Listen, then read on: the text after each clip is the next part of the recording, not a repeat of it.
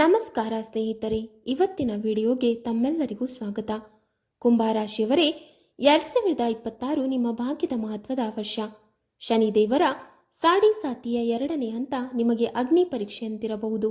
ಆದ್ದರಿಂದ ಜಾಗ್ರತೆ ಅಗತ್ಯ. ಒಂದು ಸಣ್ಣ ತಪ್ಪು ಕೂಡ ಇಡೀ ವರ್ಷದ ಪರಿಶ್ರಮವನ್ನು ಹಾಳು ಮಾಡಬಹುದು. ಶನಿ ಮತ್ತು ರಾಹು ಪ್ರಭಾವದಿಂದ ಸ್ವಲ್ಪ ಆತಂಕ ಹಾಗೂ ಗೊಂದಲ ಇರಬಹುದು. ಆದರೆ ಸಹನೆ ಮತ್ತು ಆತ್ಮವಿಶ್ವಾಸದಿಂದ ನೀವು ಸ್ಥಿರ ಪ್ರಗತಿಯನ್ನು ಸಾಧಿಸುತ್ತೀರಿ. ಜೂನ್ ನಂತರ ಆರ್ಥಿಕ ಸ್ಥಿತಿ ಸುಧಾರಿಸುತ್ತದೆ. ಕುಟುಂಬದಲ್ಲಿ ಸಹನಶೀಲತೆ, ಉದ್ಯೋಗದಲ್ಲಿ ಯೋಚಿಸಿ ನಿರ್ಧಾರ, ಆರೋಗ್ಯಕ್ಕಾಗಿ ಪ್ರಾಣಾಯಾಮ ಮುಖ್ಯ. ಪ್ರತಿದಿನ ಓಂ ನಮಃ ಶಿವಾಯ ಜಪಿಸಿ. ಭಕ್ತಿ ಮತ್ತು ಧೈರ್ಯದಿಂದ 2026 ಯಶಸ್ವಿ ವರ್ಷವನ್ನಾಗಿ ಮಾಡಬಹುದು. ಈಗ ಮೊದಲ ವಿಷಯ, 2026 ಕುಂಭರಾಶಿಯವರು ಚಿನ್ನ ಧರಿಸಬೇಕಾ ಅಥವಾ ಬೆಳ್ಳಿ? ಗ್ರಹ ಸ್ಥಿತಿಯನ್ನು ನೋಡಿದರೆ ಬೆಳ್ಳಿ ಧರಿಸುವುದು ಅತ್ಯಂತ ಲಾಭಕರ. ಸೋಮವಾರ ಬೆಳ್ಳಿಯ ಉಂಗುರ ಅಥವಾ ಕಡಗ ಧರಿಸುವುದು ಶನಿಯ ಕಠಿಣ ಪ್ರಭಾವವನ್ನು ಕಡಿಮೆ ಮಾಡುತ್ತದೆ. ಬೆಳ್ಳಿಯ ಪಾತ್ರೆಯಲ್ಲಿ ನೀರು ಕುಡಿಯುವುದು ಮನಃಶಾಂತಿ ಮತ್ತು ಆರೋಗ್ಯಕ್ಕೆ ಸಹಕಾರಿ. ಶನಿ ಮತ್ತು ರಾಹುವಿನ ಪ್ರಭಾವದಿಂದ ಉಂಟಾಗುವ ಆತಂಕ ಕಡಿಮೆಯಾಗುತ್ತದೆ. ಚಿನ್ನ ಧರಿಸಲು ಇಚ್ಛಿಸಿದರೆ ಪೀತಾಂಬರ ರತ್ನದೊಂದಿಗೆ ಕೇವಲ ಕುತ್ತಿಗೆಯಲ್ಲಿ ಮಾತ್ರ ಧರಿಸಬೇಕು. ಕೈ ಅಥವಾ ಕಾಲಿನಲ್ಲಿ ಹೆಚ್ಚು ಚಿನ್ನ ಧರಿಸುವುದು ಖರ್ಚು ಹೆಚ್ಚಿಸಬಹುದು. 2026 ಕುಂಭರಾಶಿಗೆ ಅತ್ಯಂತ ಶುಭಕರವಾದ ರತ್ನವೆಂದರೆ ನೀಲಮಣಿ. ಇದು ಶನಿದೇವರ ಪ್ರತಿನಿಧಿ ರತ್ನವಾಗಿರುವುದರಿಂದ ಶನಿವಾರ ಶುಭ ಸಮಯದಲ್ಲಿ ವಿಧಿವಿಧಾನಗಳೊಂದಿಗೆ ಧರಿಸಿದರೆ ಅದೃಷ್ಟದ ಬಾಗಿಲುಗಳು ನಿಧಾನವಾಗಿ ತೆರೆದುಕೊಳ್ಳಲು ಆರಂಭವಾಗುತ್ತವೆ. ಆದರೆ ನೀಲಮಣಿಯನ್ನು ಧರಿಸುವ ಮೊದಲು ಜ್ಯೋತಿಷಿಗಳ ಸಲಹೆ ಪಡೆಯುವುದು ಅತ್ಯಗತ್ಯ, ಏಕೆಂದರೆ ಇದರ ಪ್ರಭಾವ ಅತ್ಯಂತ ವೇಗವಾಗಿದ್ದು ಸರಿಯಾಗಿ ಹೊಂದಿದರೆ ಮಹತ್ತರ ಪ್ರಗತಿಯನ್ನು ನೀಡುತ್ತದೆ. ನೀಲಮಣಿಯ ಜೊತೆಗೆ ಪೀತಪರಾಜ ಧರಿಸಿದರೆ ಗುರುಗ್ರಹದ ಕೃಪೆಯು ಲಭಿಸಿ ಜ್ಞಾನ, ಆತ್ಮವಿಶ್ವಾಸ ಮತ್ತು ಧನಲಾಭ ಹೆಚ್ಚಾಗುತ್ತದೆ. ಉದ್ಯೋಗದಲ್ಲಿ ಪದೋನ್ನತಿ, ವ್ಯವಹಾರದಲ್ಲಿ ವಿಸ್ತರಣೆ ಮತ್ತು ಮಾನಸಿಕ ಸ್ಥಿರತೆ ಕೂಡ ಸಿಗಬಹುದು. ಆದರೆ ಮಾಣಿಕ್ಯ, ಸೂರ್ಯರತ್ನ ಮತ್ತು ಮೂಂಗ, ಮಂಗಳರತ್ನ ಧರಿಸುವುದನ್ನು ತಪ್ಪಿಸುವುದು ಒಳಿತು, ಏಕೆಂದರೆ ಇವುಗಳ ಉಗ್ರ ಶಕ್ತಿ ನಿಮ್ಮ ಶನಿ ಪ್ರಧಾನ ಸ್ವಭಾವದೊಂದಿಗೆ ಸಂಘರ್ಷ ಉಂಟು ಮಾಡಿ ಅನಾವಶ್ಯಕ ಕೋಪ, ಆರೋಗ್ಯ ಸಮಸ್ಯೆಗಳು ಅಥವಾ ಆರ್ಥಿಕ ನಷ್ಟಕ್ಕೆ ಕಾರಣವಾಗಬಹುದು. ಆದ್ದರಿಂದ ರತ್ನಾಧಾರಣೆಯಲ್ಲಿ ಜಾಗ್ರತೆ ಮತ್ತು ಸರಿಯಾದ ವಿಧಾನ ಬಹಳ ಮುಖ್ಯ. 3. ತಿಲಕದ ವಿಷಯದಲ್ಲಿ ಕುಂಭರಾಶಿಯವರು ವಿಶೇಷ ಗಮನ ಕೊಡಬೇಕು. ಅಷ್ಟಗಂಧ, ನೀಲಿ ಚಂದನ ಅಥವಾ ಶುದ್ಧ ಕಸ್ತೂರಿ ತಿಲಕವನ್ನು ಹುಬ್ಬುಗಳ ಮಧ್ಯಭಾಗದಲ್ಲಿ ಧರಿಸುವುದು ಆಧ್ಯಾತ್ಮಿಕ ಶಕ್ತಿಯನ್ನು ಜಾಗೃತಗೊಳಿಸಿ ಮನಸ್ಸಿಗೆ ಸ್ಥಿರತೆ ನೀಡುತ್ತದೆ. ವಿಶೇಷವಾಗಿ ಶನಿವಾರದಂದು ಶನಿ ಮಂದಿರದಿಂದ ತಂದ ಎಳ್ಳೆಣ್ಣೆ ಅಥವಾ ಕಪ್ಪು ಕಾಜಲ್ನಿಂದ ಸಣ್ಣ ತಿಲಕ ಹಾಕುವುದರಿಂದ ರಾಹುವಿನಿಂದ ಉಂಟಾಗುವ ಭ್ರಮೆ, ಗೊಂದಲ ಮತ್ತು ನಕಾರಾತ್ಮಕ ಚಿಂತನೆಗಳು ಕಡಿಮೆಯಾಗುತ್ತವೆ ಎಂದು ನಂಬಲಾಗುತ್ತದೆ. ಇದು ನಿಮ್ಮ ಆತ್ಮವಿಶ್ವಾಸವನ್ನು ಹೆಚ್ಚಿಸಿ ಶತ್ರುಗಳ ದೋಷ ದೃಷ್ಟಿಯಿಂದ ರಕ್ಷಿಸುತ್ತದೆ. ಯಾವುದೇ ಪ್ರಮುಖ ಕಾರ್ಯ, ಉದ್ಯೋಗ, ಸಂದರ್ಶನ ಅಥವಾ ಹಣಕಾಸು ಸಂಬಂಧಿತ ಸಭೆಗೆ ತೆರಳುವ ಮೊದಲು ಚಂದನದಲ್ಲಿ ಸ್ವಲ್ಪ ಕೇಸರಿಯನ್ನು ಮಿಶ್ರಣ ಮಾಡಿ ತಿಲಕ ಹಚ್ಚುವುದರಿಂದ ಗುರು ಮತ್ತು ಶನಿ ಗ್ರಹಗಳ ಶಕ್ತಿ ಸಮತೋಲನಗೊಂಡು ಯಶಸ್ಸಿನ ಸಾಧ್ಯತೆಗಳು ಹೆಚ್ಚಾಗುತ್ತವೆ. ತಿಲಕವನ್ನು ಅನಾಮಿಕ ಬೆರಳಿನಿಂದ ಕೆಳಗಿನಿಂದ ಮೇಲಕ್ಕೆ ಇಡುವುದು ಶುಭಕರವೆಂದು ಪರಿಗಣಿಸಲಾಗುತ್ತದೆ. ಇದರಿಂದ ಸೌಭಾಗ್ಯ ಕ್ರಮೇಣ ವೃದ್ಧಿಯಾಗುತ್ತದೆ. 4. 2026 ಮಿಥುನ, ತುಲಾ ಮತ್ತು ಮಕರ ರಾಶಿಯವರು ಕುಂಭರಾಶಿಯವರೇ ನಿಮ್ಮ ನಿಜವಾದ ಹಾಗೂ ನಂಬಿಕಸ್ಥ ಸ್ನೇಹಿತರಾಗಿ ಹೊರಹೊಮ್ಮುವ ಸಾಧ್ಯತೆ ಇದೆ. ಈ ರಾಶಿಯವರೊಂದಿಗೆ ನಿಮ್ಮ ವೈಚಾರಿಕ ಹೊಂದಾಣಿಕೆ ಉತ್ತಮವಾಗಿದ್ದು ಪರಸ್ಪರ ಗೌರವ ಮತ್ತು ಅರ್ಥೈಸಿಕೊಳ್ಳುವ ಗುಣದಿಂದ ಸಂಬಂಧಗಳು ಮತ್ತಷ್ಟು ಗಾಢವಾಗುತ್ತವೆ. ವಿಶೇಷವಾಗಿ ಉದ್ಯೋಗ, ವ್ಯವಹಾರ ಅಥವಾ ಹೊಸ ಯೋಜನೆಗಳಲ್ಲಿ ಇವರ ಸಹಕಾರ ನಿಮಗೆ ಲಾಭದಾಯಕವಾಗಬಹುದು. ಸಂಕಷ್ಟದ ಸಮಯದಲ್ಲಿ ಇವರು ನಿಮ್ಮ ಬೆಂಬಲವಾಗಿ ನಿಂತು ಸರಿಯಾದ ಸಲಹೆಗಳನ್ನು ನೀಡುವರು. ಆದರೆ ಸಿಂಹ, ಮೇಷ ಮತ್ತು ಕರ್ಕಾಟಕ ರಾಶಿಯವರೊಂದಿಗೆ ಈ ವರ್ಷ ಸ್ವಲ್ಪ ಜಾಗ್ರತೆ ಅಗತ್ಯ. ಅಭಿಪ್ರಾಯ ಭೇದ, ಅಹಂಕಾರ ಅಥವಾ ತುರ್ತು ನಿರ್ಧಾರಗಳಿಂದ ತಪ್ಪು ಅರ್ಥೈಸಿಕೆಗಳು ಉಂಟಾಗುವ ಸಾಧ್ಯತೆ ಇದೆ. ಆದ್ದರಿಂದ ಯಾವುದೇ ಹಣಕಾಸು ವ್ಯವಹಾರ ಅಥವಾ ರಹಸ್ಯ ವಿಚಾರಗಳಲ್ಲಿ ಸಂಪೂರ್ಣ ನಂಬಿಕೆ ಇಡುವ ಮೊದಲು ಯೋಚಿಸಿ ನಡೆದುಕೊಳ್ಳುವುದು ಒಳಿತು. ಸಮಾಧಾನ ಮತ್ತು ಧೈರ್ಯದಿಂದ ವರ್ತಿಸಿದರೆ ಅನಗತ್ಯ ಸಮಸ್ಯೆಗಳನ್ನು ತಪ್ಪಿಸಬಹುದು. 5. ಹೊಸ ವಾಹನ ಖರೀದಿಸಲು ಜೂನ್ 2026 ನಂತರದ ಸಮಯ ಕುಂಭರಾಶಿಯವರಿಗೆ ಅತ್ಯಂತ ಶುಭಕರ ಮತ್ತು ಲಾಭದಾಯಕವಾಗಿರುತ್ತದೆ. ಆ ಸಮಯದಲ್ಲಿ ಗ್ರಹಗಳ ಸ್ಥಿತಿ ನಿಮ್ಮ ಪರವಾಗಿದ್ದು ತೆಗೆದುಕೊಳ್ಳುವ ನಿರ್ಧಾರಗಳು ದೀರ್ಘಕಾಲಿಕ ಫಲಿತಾಂಶಗಳನ್ನು ನೀಡುವ ಸಾಧ್ಯತೆ ಇದೆ. ವಿಶೇಷವಾಗಿ ಕಪ್ಪು, ನೀಲಿ ಅಥವಾ ಸಿಲ್ವರ್ ಬಣ್ಣದ ವಾಹನವನ್ನು ಆಯ್ಕೆ ಮಾಡುವುದು ನಿಮ್ಮ ರಾಶಿ ಸ್ವಭಾವಕ್ಕೆ ಅನುಕೂಲಕರವೆಂದು ಪರಿಗಣಿಸಲಾಗುತ್ತದೆ. ಈ ಬಣ್ಣಗಳು ಶನಿದೇವರ ಅನುಗ್ರಹವನ್ನು ಆಕರ್ಷಿಸಿ ರಕ್ಷಾ ಕವಚದಂತೆ ಕಾರ್ಯನಿರ್ವಹಿಸುತ್ತವೆ ಎಂದು ನಂಬಲಾಗುತ್ತದೆ. ಆದರೆ ಕೆಂಪು ಮತ್ತು ಬಿಳಿ ಬಣ್ಣದ ವಾಹನಗಳು ಸಾಧ್ಯವಾದಷ್ಟು ತಪ್ಪಿಸುವುದು ಒಳಿತು, ಏಕೆಂದರೆ ಅವು ನಿಮ್ಮ ಶನಿ ಪ್ರಧಾನ ಶಕ್ತಿಯೊಂದಿಗೆ ಹೊಂದಾಣಿಕೆಯಾಗದೆ ಅನಗತ್ಯ ವೆಚ್ಚ ಅಥವಾ ತಾಂತ್ರಿಕ ತೊಂದರೆಗಳಿಗೆ ಕಾರಣವಾಗಬಹುದು. ವಾಹನವನ್ನು ಖರೀದಿಸಿದ ನಂತರ ಸಮೀಪದ ದೇವಸ್ಥಾನಕ್ಕೆ ತೆಗೆದುಕೊಂಡು ಪೂಜೆ ಮಾಡಿಸುವುದು, ದೇವರ ಕೃಪೆಯನ್ನು ಕೋರುವುದು ಮತ್ತು ಸುರಕ್ಷಿತ ಪ್ರಯಾಣಕ್ಕಾಗಿ ಆಶೀರ್ವಾದ ಪಡೆಯುವುದು ಅತ್ಯಂತ ಶುಭಕರ.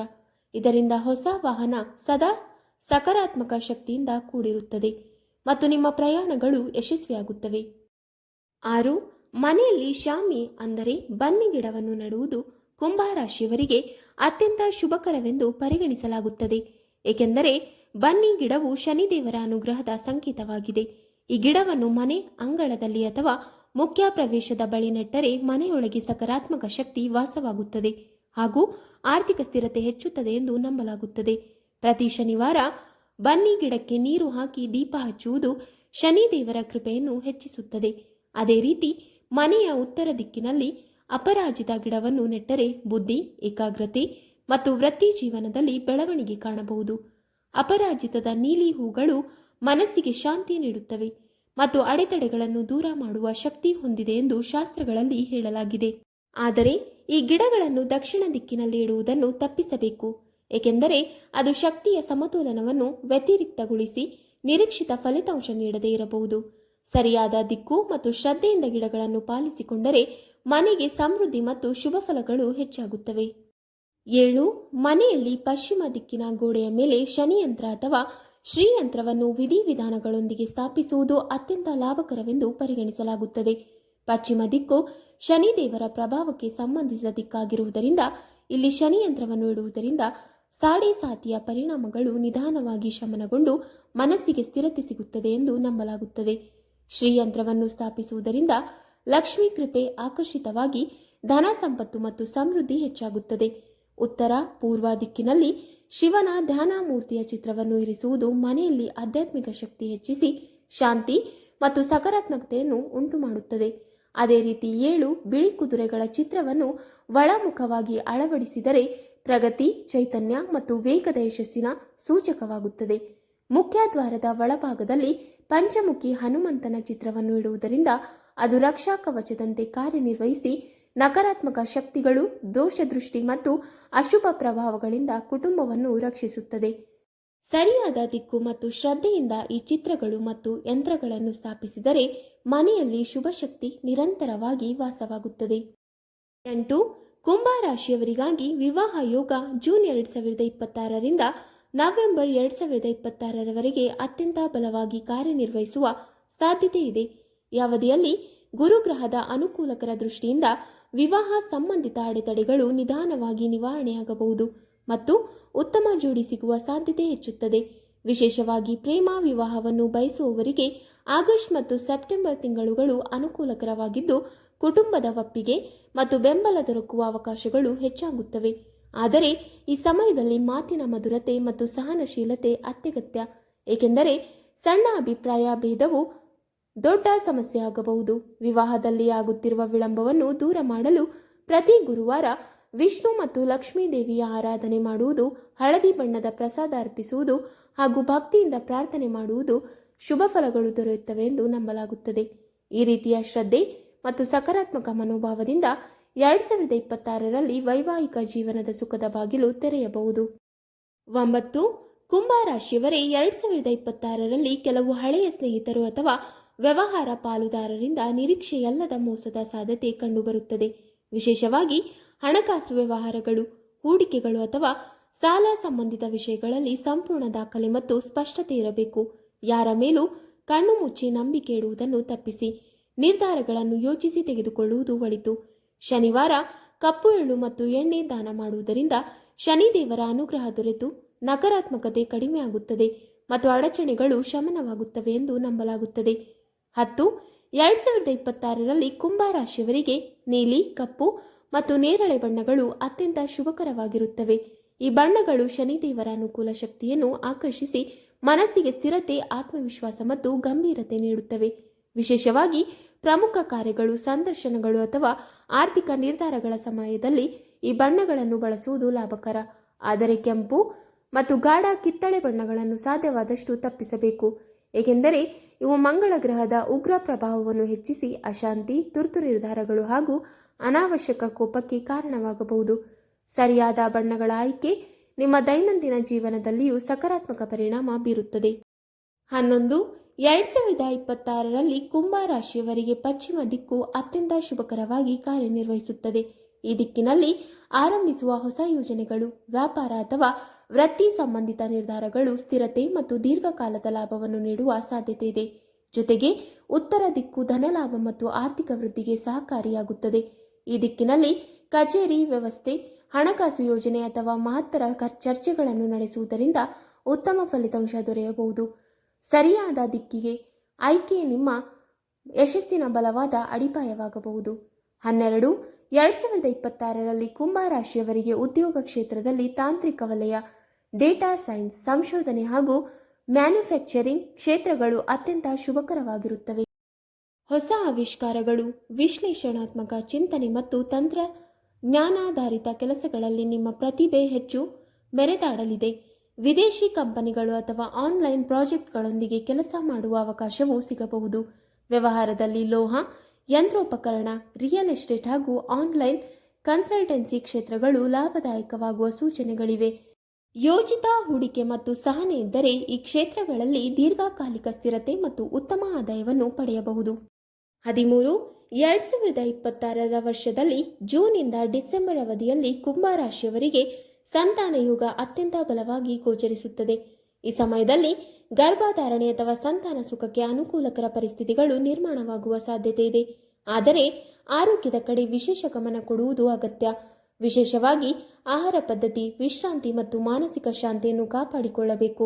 ಗುರುವಾರ ಹಳದಿ ಹಣ್ಣುಗಳ ದಾನ ಮಾಡುವುದು ಹಾಗೂ ವಿಷ್ಣು, ಲಕ್ಷ್ಮೀ ದೇವಿಯ ಆರಾಧನೆ ಮಾಡುವುದರಿಂದ ಸಂತಾನ ಭಾಗ್ಯ ಬಲವಾಗುತ್ತದೆ ಮತ್ತು ಕುಟುಂಬದಲ್ಲಿ ಸಂತೋಷದ ವಾತಾವರಣ ನಿರ್ಮಾಣವಾಗುತ್ತದೆ. 14 ಮುಖಿ ರುದ್ರಾಕ್ಷವನ್ನು ಧರಿಸುವುದು ಕುಂಭ ರಾಶಿಯವರಿಗೆ ಶನಿಯ ಸಾಡೆಸಾತಿಯ ತೀವ್ರ ಪರಿಣಾಮವನ್ನು ಶಮನಗೊಳಿಸಲು ಸಹಾಯಕವಾಗುತ್ತದೆ ಎಂಬುವ ನಂಬಿಕೆ ಇದೆ. ಇದು ಆರ್ಥಿಕ ಸ್ಥಿರತೆ ಮತ್ತು ಆತ್ಮವಿಶ್ವಾಸವನ್ನು ಹೆಚ್ಚಿಸಲು ಸದಾ ಕಾರಣವಾಗುತ್ತದೆ ಎನ್ನಲಾಗುತ್ತದೆ. ಶನಿವಾರದಂದು ಗಂಗಾ ಜಲ ಅಥವಾ ಹಸಿ ಹಾಲಿನಿಂದ ಶುದ್ಧಗೊಳಿಸಿ ಓಂ ಶಂ ಶನೇಶ್ವರಾಯ ನಮಃ ಮಂತ್ರ ಜಪದೊಂದಿಗೆ ಧರಿಸುವುದು ಹೆಚ್ಚು ಶುಭಕರವೆಂದು ಪರಿಗಣಿಸಲಾಗುತ್ತದೆ. ಇದರ ಜೊತೆಗೆ 8 ಮುಖಿ ರುದ್ರಾಕ್ಷವನ್ನು ಧರಿಸಿದರೆ ಮನಸ್ಸಿಗೆ ಶಾಂತಿ, ಏಕಾಗ್ರತೆ ಮತ್ತು ಸ್ಪಷ್ಟ ನಿರ್ಧಾರ ಶಕ್ತಿ ದೊರೆಯುತ್ತದೆ. 2 ಸಮರ್ಪಕ ವಿಧಿಯಲ್ಲಿ ಧರಿಸಿದರೆ ಆತ್ಮಬಲ ಹೆಚ್ಚಾಗಿ ನಕಾರಾತ್ಮಕತೆ ಕಡಿಮೆ ಆಗಲು ಸಹಾಯಕವಾಗುತ್ತದೆ. 15 ಬಲಕೈಗೆ ಕಪ್ಪು ದಾರದಲ್ಲಿ ಸಣ್ಣ ಲೋಹದ ಉಂಗುರವನ್ನು ಕಟ್ಟಿಕೊಳ್ಳುವುದು ನಕಾರಾತ್ಮಕ ಶಕ್ತಿಗಳಿಂದ ರಕ್ಷಿಸುವ ರಕ್ಷಾ ಕವಚದಂತೆ ಕಾರ್ಯನಿರ್ವಹಿಸುತ್ತದೆ ಎಂಬ ನಂಬಿಕೆ ಇದೆ. ಇದು ದೃಷ್ಟಿ ದೋಷ ಮತ್ತು ಅನಗತ್ಯ ಅಡಚಣೆಗಳನ್ನು ಕಡಿಮೆ ಮಾಡಲು ಸಹಾಯಕವಾಗುತ್ತದೆ ಎಂದು ಹೇಳಲಾಗುತ್ತದೆ. ಶನಿವಾರ ಸಂಜೆ ಓಂ ಶಂ ಶನೇಶ್ವರಾಯ ನಮಃ ಮಂತ್ರ ಜಪ ಮಾಡಿ ಭಕ್ತಿಯಿಂದ ಧರಿಸಿದರೆ ಇದರ ಫಲ ಹೆಚ್ಚು ಪ್ರಬಲವಾಗುತ್ತದೆ. ದಾರವನ್ನು ಸ್ವಚ್ಛವಾಗಿ ಇಟ್ಟು ಕಾಲಾವಧಿಗೆ ಬದಲಾಯಿಸುವುದು ಒಳಿತು. 16/2026ರಲ್ಲಿ ದೇಹದ ವಾತಾದೋಷವನ್ನು ಸಮತೋಲನದಲ್ಲಿಡಲು ಕುಂಭ ರಾಶಿಯವರು ಆಹಾರದಲ್ಲಿ ಎಳ್ಳೆಣ್ಣೆ, ಮೆಂತೆ ಹಾಗೂ ಬೆಳ್ಳುಳ್ಳಿಯನ್ನು ನಿಯಮಿತವಾಗಿ ಸೇರಿಸಿಕೊಳ್ಳುವುದು ಒಳಿತು. ಇವು ಜೀರ್ಣಕ್ರಿಯೆಯನ್ನು ಸುಧಾರಿಸಿ ದೇಹಕ್ಕೆ ಉಷ್ಣತೆ ಮತ್ತು ಶಕ್ತಿ ನೀಡುತ್ತವೆ. ರಾತ್ರಿ ಮಲಗುವ ಮೊದಲು ಬೆಚ್ಚಗಿನ ಹಾಲಿನಲ್ಲಿ ಸ್ವಲ್ಪ ಅಶ್ವಗಂಧ ಪುಡಿ ಮತ್ತು 1 ಚಿಟಿಕೆ ಶುಂಠಿ ಹಾಕಿ ಕುಡಿಯುವುದು ದೇಹದ ದೌರ್ಬಲ್ಯ ಕಡಿಮೆ ಮಾಡಿ ಉತ್ತಮ ನಿದ್ರೆ ಬರಲು ಸಹಾಯಕವಾಗುತ್ತದೆ. ಬೆಳಿಗ್ಗೆ ಖಾಲಿ ಹೊಟ್ಟೆಗೆ ತ್ರಿಫಲ ಸೇವನೆ ಮಾಡುವುದರಿಂದ ಶರೀರದ ವಿಷ ಪದಾರ್ಥಗಳು ಹೊರಹೋಗಿ ದೇಹ ಶುದ್ಧವಾಗಿ ತಾಜಾತನ ಉಂಟಾಗುತ್ತದೆ. 17 ಕುಂಭ ರಾಶಿಯವರಿಗೆ ಭಗವಾನ್ ಶಿವ ಮತ್ತು ಹನುಮಂತನ ಆರಾಧನೆ ವಿಶೇಷವಾಗಿ ಶ್ರೇಯಸ್ಕರವಾಗಿದೆ. ಪ್ರತಿದಿನ ಭಕ್ತಿಯಿಂದ ಓಂ ನಮಃ ಶಿವಾಯ ಮಂತ್ರ ಜಪ ಮಾಡುವುದರಿಂದ ಮನಸ್ಸಿಗೆ ಶಾಂತಿ, ಧೈರ್ಯ ಮತ್ತು ಆಧ್ಯಾತ್ಮಿಕ ಶಕ್ತಿ ದೊರೆಯುತ್ತದೆ. ಇದು ನಕಾರಾತ್ಮಕ ಚಿಂತನೆಗಳನ್ನು ದೂರ ಮಾಡಿ ಆತ್ಮವಿಶ್ವಾಸವನ್ನು ಹೆಚ್ಚಿಸುತ್ತದೆ. ಪ್ರತಿ ಶನಿವಾರ ಹನುಮಾನ್ ಚಾಲಿಸ ಪಠಣ ಮಾಡುವುದು ಶನಿದೇವರ ಕಠಿಣ ಪರಿಣಾಮವನ್ನು ಶಮನಗೊಳಿಸಲು ಸಹಾಯಕವಾಗುತ್ತದೆ ಎಂದು ನಂಬಲಾಗಿದೆ. ನಿಯಮಿತ ಪೂಜೆ, ಉಪವಾಸ ಮತ್ತು ಸಾತ್ವಿಕ ಜೀವನ ಶೈಲಿ ನಿಮ್ಮ ಜೀವನದಲ್ಲಿ ಸ್ಥಿರತೆ ಹಾಗೂ ರಕ್ಷಾ ಕವಚದಂತೆ ಕಾರ್ಯನಿರ್ವಹಿಸುತ್ತದೆ. 18 ಆಂತರಿಕ ಶಕ್ತಿಯನ್ನು ಜಾಗೃತಗೊಳಿಸಲು ಕುಂಭರಾಶಿಯವರೇ ನೀವು ಪ್ರತಿದಿನ ಬೆಳಿಗ್ಗೆ ಕನಿಷ್ಠ 10 ರಿಂದ 15 ನಿಮಿಷ ಪ್ರಾಣಾಯಾಮ ಮತ್ತು ಧ್ಯಾನ ಮಾಡುವ ಅಭ್ಯಾಸ ಬೆಳೆಸಿಕೊಳ್ಳಬೇಕು. ಇದು ಮನಸ್ಸಿಗೆ ಅಸ್ಥಿರತೆಯನ್ನು ಕಡಿಮೆ ಮಾಡಿ ಏಕಾಗ್ರತೆಯನ್ನು ಹೆಚ್ಚಿಸುತ್ತದೆ. ವಾರದಲ್ಲಿ ಒಂದು ದಿನ ಅರಳಿ ಮರದ ಕೆಳಗೆ ಶಾಂತವಾಗಿ ಕುಳಿತು ಧ್ಯಾನ ಮಾಡುವುದು ಅಥವಾ ನೀಲಿ ದೀಪದ ಜ್ವಾಲೆಯ ಮೇಲೆ ತ್ರಾಟಕ ಸಾಧನೆ ಮಾಡುವುದು ಮನೋಬಲವನ್ನು ದೃಢಗೊಳಿಸುತ್ತದೆ ಹಾಗೂ ನಿರ್ಧಾರ ಶಕ್ತಿಯನ್ನು ತೀಕ್ಷ್ಣಗೊಳಿಸುತ್ತದೆ. ಈ ವರ್ಷ ನಿಮ್ಮ ಭಕ್ತಿ, ಧೈರ್ಯ ಮತ್ತು ಜಾಗೃತವೇ ನಿಮ್ಮ ದೊಡ್ಡ ಶಕ್ತಿ. ಸಕಾರಾತ್ಮಕ ಚಿಂತನೆ ಮತ್ತು ನಿಯಮಿತ ಸಾಧನೆಯಿಂದ ನೀವು ಯಾವುದೇ ಸವಾಲನ್ನು ಆತ್ಮವಿಶ್ವಾಸದಿಂದ ಎದುರಿಸಿ ಯಶಸ್ಸಿನ ಶಿಖರವನ್ನು ತಲುಪಬಹುದು. ವೀಕ್ಷಕರೇ, ನಿಮಗೆ ಈ ಮಾಹಿತಿ ಇಷ್ಟವಾದಲ್ಲಿ ವಿಡಿಯೋಗೆ ಲೈಕ್ ಮಾಡಿ, ಶೇರ್ ಮಾಡಿ ಹಾಗೂ ಕಮೆಂಟ್ ಮಾಡಿ. ಇಂತಹ ಮುಂದಿನ ವಿಡಿಯೋಸ್ಗಳಿಗಾಗಿ ನಮ್ಮ ಚಾನಲ್ ಅನ್ನು ಸಬ್ಸ್ಕ್ರೈಬ್ ಮಾಡಿ. ಧನ್ಯವಾದಗಳು.